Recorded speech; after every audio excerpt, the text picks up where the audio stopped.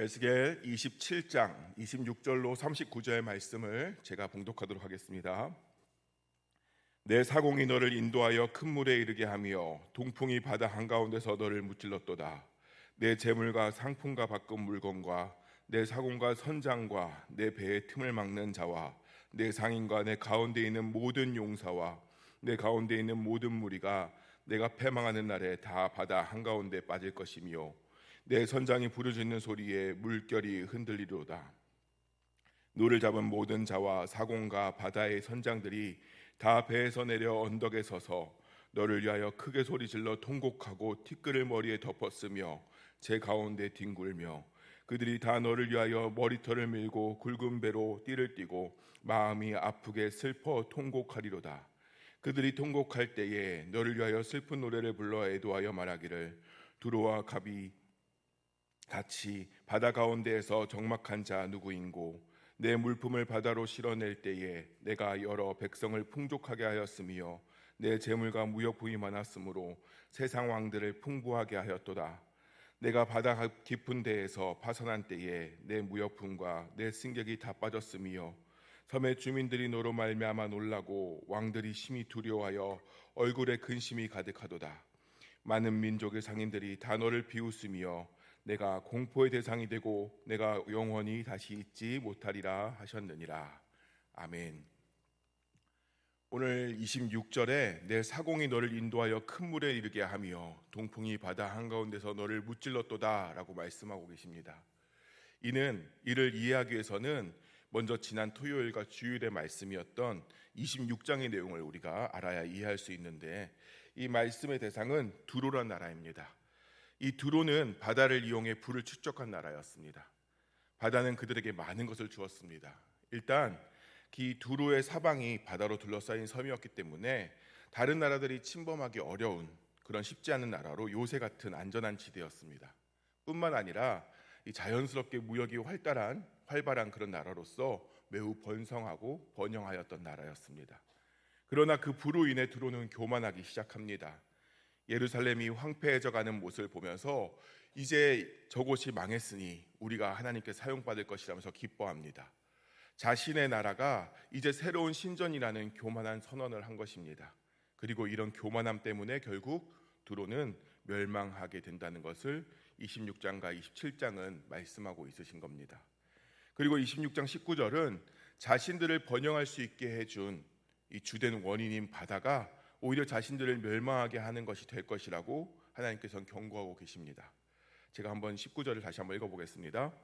주 여호와께서 이같이 말씀하셨느니라. 내가 너를 주민이 없는 성읍과 같이 황폐한 성읍이 되게 하고 깊은 바다가 내 위에 오르게 하며 큰 물이 너를 덮게 할 때에. 아멘. 이 바다로 인해 불을 축적한 두로가 이제 바다로 인해서 멸망하게 하신다는 것입니다. 이 말씀을 우리는 잘 기억해야만 합니다. 우리가 믿고 의지하던 우리를 번영케 하는 세상의 근원이 우리를 오히려 멸망의 원인이 되게 한다는 것을 말씀하고 있기 때문입니다.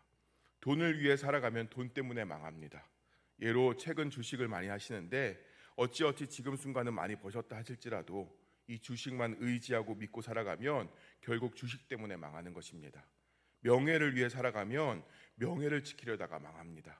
자리 욕심으로 살아가면 그 자리가 날 망하게 하는 길이 됩니다. 어떤 힘이나 능력 있는 사람이 주변에 있어서 그를 믿고 의지하고 살아가면 결국 그 사람 때문에 망합니다. 더 나아가 우리가 너무나 사랑하는 자녀이지만 그들이 너무나 중요한 것은 맞지만 그렇지만 그 자녀가 내가 사는 목적이 된다면 결국 자녀들 때문에 망하는 것입니다. 하나님 외의 것들에 의지하는 것이 바로 우상이기 때문입니다. 하나님은 26장 후반부부터 오늘 말씀 전까지 그런 우상을 자신도 모르게 섬기며 살아온 두로를 조목조목 지적하시며 심판을 말씀하고 계십니다. 그리고 오늘 말씀인 27장 27절부터는 그 삶의 결과가 어찌 될지를 경고하고 계시는 것입니다. 첫 번째 경고는 내 것이라고 생각하는 재물과 소유에 대해서 집착을 내려놓아야 한다고 말씀하고 계십니다. 결국 세상을 살면 내 것이라는 것은 없기 때문입니다. 영원한 것은 없습니다. 결국 다 두고 가야 하는 것이고 결국 다 사라질 것입니다. 다 바다에 빠져버릴 것들이라는 것입니다. 27절을 보시면 내 재물과 상품과 바꾼 물건과 내 사공과 선장과 내 배의 틈을 막는 자와 내 상인과 내 가운데 있는 모든 용사와 내 가운데 있는 모든 무리가 내가 패망하는 날에 다 바다 한가운데 빠질 것이며 라고 말씀하고 있습니다. 너를 부욕해 하고 너를 자랑하게 하는 것이며 너의 소유는 앞으로 하나도 남김없이 바다에 사라지게 될 것이라는 것입니다. 그리고 단순히 잃는 것에 집중하시는 것이 아니라 너희를 부욕해 하는, 너희를 도운 원인이 오히려 멸망하는 역할을 한다는 것을 강하게 말씀하고 있다는 것을 우리는 기억해야 합니다. 바다 한가운데라는 표현은 그 어떤 도움도 받을 수 없는 그런 상태를 말씀하시는 것입니다. 육지에서 가까운 바다라면 어떻게든 다시 주워올 수도 있겠지만 바다 한가운데서는 그 어떤 도움도 받을 수 없습니다.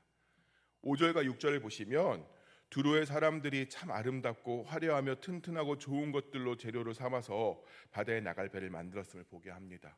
또한 8절을 보시면 시돈과 아르와 주민들이 내 사공이 되었으며 두로야 내 가운데 있는 지혜자들이 내 선장이 되었도다 라고 말씀하시는데, 아무리 좋은 것들로 만들어 안전하고 인력과 지혜자들이 함께 있음에도 그것을 통해서 무적이라고 생각했을지라도 바다 한가운데에서 겪는 멸망은 그래서 어쩌라고 라는 신의 심판 앞에서는 그 어떤 것도 아무 도움이 되지 않을 뿐더러 그들도 사라질 것들임을 역설적으로 깨닫게 하시는 것입니다.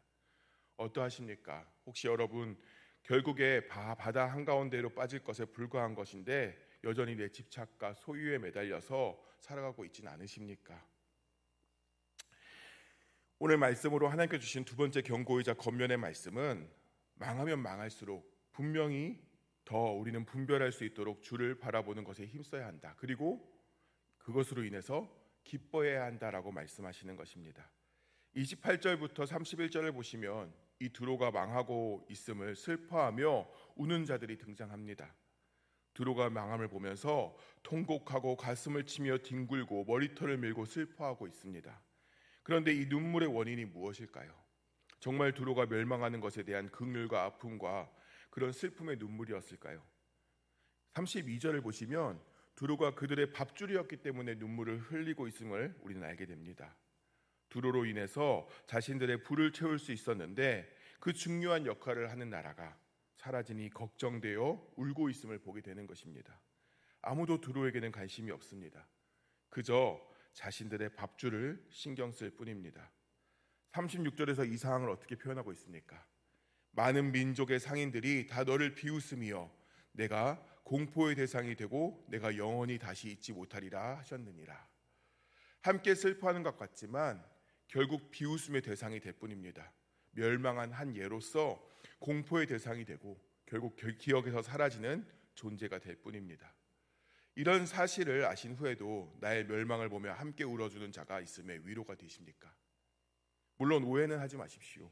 정말 가슴 아파하는 자들이 없다는 것이 아닙니다. 주변의 사람들을 버리고 멀리하라는 것도 아닙니다. 그러나 그 누구도 나 자신만큼 아프고 어려운 사람은 없습니다. 나 자신만큼 나의 실패에 공감할 수 있고 나 자신만큼 힘들어할 사람은 없다는 것입니다. 그것이 부모가 되든 자녀가 되든 그만큼을 알 수가 없습니다. 진심으로 슬퍼하고 아파할 수는 있지만 결국 사람은 그 정도일 뿐이라는 것을 우리는 잊지 않아야 하는 것입니다. 오직 우리의 아픔과 좌절에 진짜 공감하실 수 있는 분은 우리 하나님 뿐이십니다. 우리의 약함을 아시고 궁핍함을 도우실 수 있는 참 공감을 하실 수 있는 분은 오직 하나님 뿐이시라는 겁니다. 그러니 사랑하는 여러분, 오직 하나님께 의지하시기 바랍니다. 사람의 위로를 찾아다니지 마시고 곁에서 울어주는 사람만 바라보지 마시고 어려울 때일수록 더욱 하나님께 나아와야 합니다. 그렇게 할 때 우리의 실패와 좌절 그리고 어렵게 하는 현실을 우리는 더욱 바른 길로 찾아갈 수 있게 하고 스스로를 더욱 올바르게 볼 수 있게 하는 분별의 시간이 되는 것입니다. 그저 나를 위해 울어주는 사람들, 곁에 있는 사람들에게 위로를 받고자 힘써봐야 분별은커녕 더 깊은 슬픔에 빠질 뿐입니다. 우리의 진정한 도움이신 하나님을 바라보실 때야말로 우리가 다시 일어설 수 있음을, 그 길이 열림을 기억하시는 여러분 되시기를 소망합니다. 그리고 이렇게 하나님을 바라보면 소망이 생깁니다. 날 사랑하시는 하나님의 예비하신 길을 알게 되기 때문에 기쁨을 가지고 살아갈 수 있게 되는 것입니다. 사랑하는 여러분, 나에게 멸망의 모습이 보일 때에는 다시금 하나님을 찾으라는 경고의 시간으로 받아들이면서 오히려 하나님을 높이 찬양하며 기쁨으로 그 시간을 견뎌내시는 은혜가 있기를 소망합니다. 그 가운데 분별의 능력이 생기고 나에게 정말 하나님께서 원하시는 일이 무엇인지를 찾게 되는 귀한 시간이 될 줄 믿습니다. 말씀을 정리하겠습니다. 오늘 드로에게 하시는 심판의 말씀을 보면서 이 말씀이 남의 이야기가 아닌 내 이야기, 즉 나에게 경고하시는 그것으로 받아들일 수 있는 우리 모두가 되기를 소망합니다. 내 의가 강한 분일수록 내가 왜? 나는 아무 상관도 없는 것 같은데 라고 질문하실 수 있지만 분명히 성경은 우리에게 들으라고 하시는 말씀이 있습니다. 드로의 그 심판의 말씀을 들으면서 나도 드로와 같이 언제든지 심판받을 때가 있겠구나, 이때가 되어서 경고하시는구나 라는 것을 깨달아야 합니다. 드로가 교만하다고 하시면 내 교만은 무엇인가를 돌아볼 수 있어야만 합니다. 드로가 자신의 영광을 위해서 한 행동을 보면서 나는 내 영광을 위해서 하는 일이 없는가를 돌아볼 수 있어야만 하는 것입니다. 그리고 이렇게 분별할 수 있도록 하나님께 더욱 가까이 가도록 힘을 내시고 슬픔 대신 기쁨을 찾으시는 여러분 되시기를 소망합니다. 슬플 때에도 하나님을 더욱 찾고자 앞으로 나에게 역사하실 하나님을 기쁨으로 찬양하신다면 그 가운데 하나님의 은혜와 인도하심이 나에게 그리고 내 주변에 다시금 회복될 줄 믿습니다. 또한 그리할 때 그 믿음의 모습이 내 주변 사람들에게도 하나님의 영광을 바라볼 수 있도록 인도하는 길이 될 줄 믿습니다. 그런 오늘 하루 앞으로의 우리의 삶이 되기를 예수님의 이름으로 축원합니다. 기도하겠습니다. 우리의 피난처 되시고 희망과 소망 되시는 하나님 아버지, 오늘 말씀으로 주께서 우리에게 경고하시는 말씀을 듣습니다. 드로의 이야기가 그저 남의 이야기가 아닌 우리 또한 자신도 모르게 주님보다 더 의지하고 믿었던 것들이 있음을 깨닫게 하십니다. 그것이 우상인 줄도 모르고 그것을 의지하면서 살면 결국 그것 때문에 망한다는 것도 모르고 오직 그것들만 바라보며 살아왔던 저희를 용서하여 주시옵소서. 깨닫게 하셨으니 이제 모두 내려놓습니다. 이젠 오직 주님만 붙잡고자 합니다. 주님 외에 의지하고 믿는 것들을 내려놓기 소망하오니 우리 마음을 주관하여 주시옵소서. 오직 주님만이 우리의 소망이시고 기쁨이심을 항상 기억하는 저희가 되게 하여 주시옵소서. 나라와 민족 그리고 교회를 위해서 기도합니다. 참 나라가 어려운 상황에 있습니다. 남북이 갈라진 것도 부족하여서 또다시 이념에 따라 정치에 따라 분열되고 자기 이익만을 위해 살아갑니다. 그러나 주님, 부족하고 죄 많은 우리이지만 긍휼히 여겨주셔서 용서하여 주시고 주님을 더욱 사랑하고 주님을 의지하는 나라 되게 하여 주시옵소서. 주께서 이 땅에 세우신 교회들이 주님의 머리 되어 주심으로써 앞장서서 진리로 인도하도록 먼저 반석 위에 있게 하시고 아름다운 주님의 나라를 만들어가는 귀한 교회들이 되게 하여 주시옵소서. 우리 교회 화도교회를 화도에 세우시고 사용하여 주셔서 주의 뜻을 나타나게 하심에도 감사드립니다. 특별히 세우신 담임 목사님에게 주님의 시선과 마음을 허락하여 주셔서 그리고 성령을 충만케 하여 주셔서 기쁨과 평안과 사랑으로 맡기신 성도를 잘 보살피는 목자 되게 하여 주시옵소서. 함께 사역하는 교육자들과 직분자들에게도 동일한 은혜를 더하여 주시고 그리하여 우리 화도계가 아름다운 공동체로서 구별되고 거룩한 백성으로 쓰임받게 하여 주시옵소서. 환우와 성도들의 삶을 위해서 기도합니다. 모든 삶에서 주의 개입하심을 체험케 하시고 인도하심에 순종하는 믿음의 삶을 살아가게 하여 주시옵소서. 우리가 바라고 구하는 것보다 더 크고 놀라운 역사를 준비하시는 하나님을 찬양합니다. 기도하는 가운데 주의 뜻을 찾는 자들 되게 하시고 그 가운데 상하고 찢긴 마음이 있는 성도들이 위로받고 질병과 노고와 아픔으로 신음한 자들이 성령 하나님이 주시는 그 치료의 광선으로서 통증이 사라지게 하시며 깨끗하게 낫도록 주님 역사하여 주시옵소서. 성도 개개인을 누구보다 잘 아시는 주님, 성도들의 삶을 보호하여 주시고 어려움과 힘듦이 있는 자녀들에게 주의 은혜로 영육의 평강과 강건함을 허락하여 주옵소서. 주님의 구체적인 인도하심과 응답의 역사가 이 새벽에 있기를 간절히 간구하오며 예수 그리스도 이름으로 기도하옵나이다. 아멘.